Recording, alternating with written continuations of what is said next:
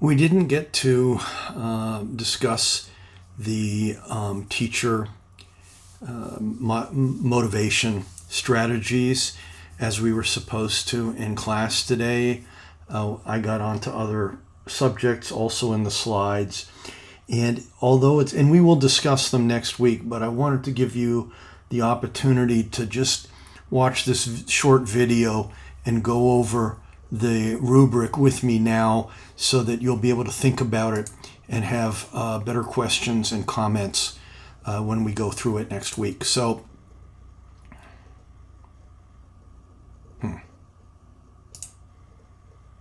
oh, here it is. Okay.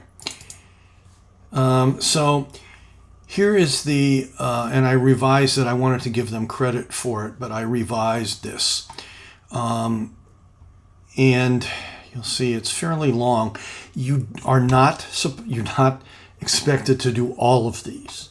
You find the most important ones. You need to at least do a few of these, and more is better to a certain extent, but not completely. So what have you observed about some of these things that were striking to you, either positively or negatively? And since the last semester, I actually added this comment section. So let's give it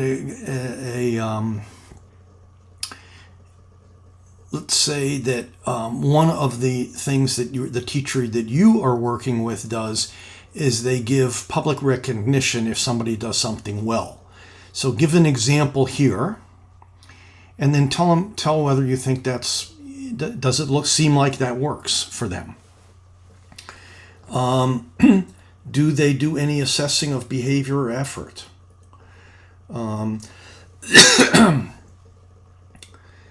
Give a specific. So this is here.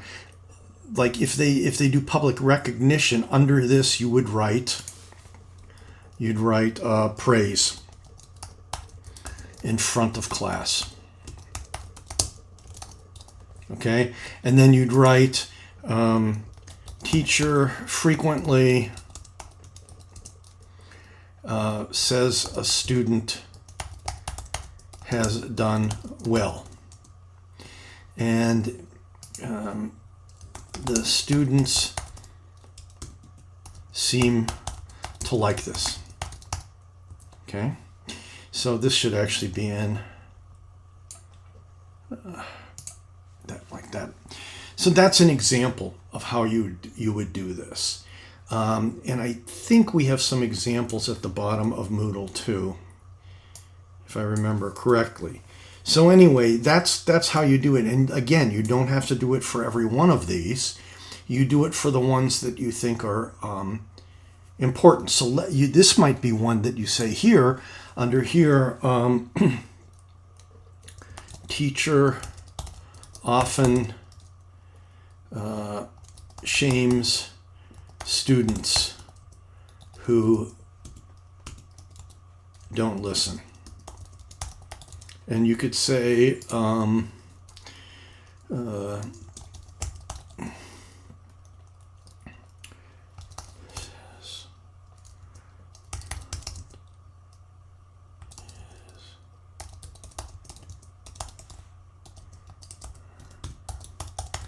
I'm exaggerating, I hope.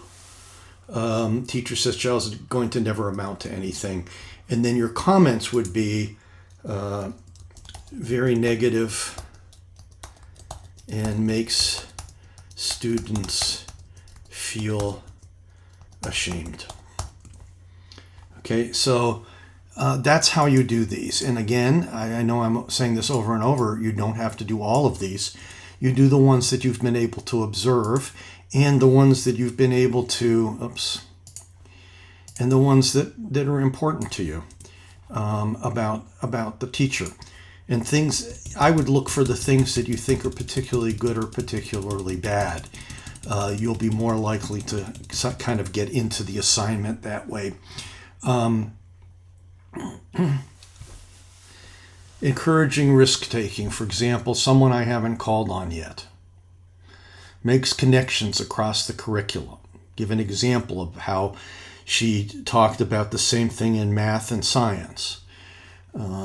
So you can look through all of these kinds of things. Teacher communicates caring. How does he or she do that? Do they use competition? And that can be good or bad. Do they give students choices and increased responsibilities?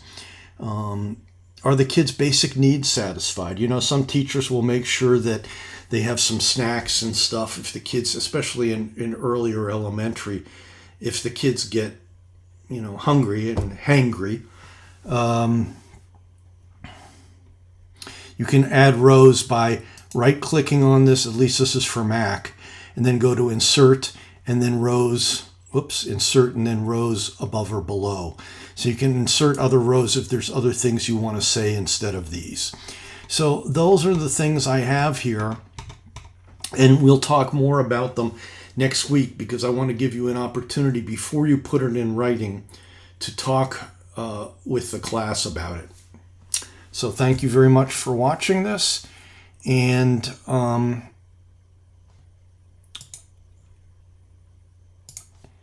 I will see you next week.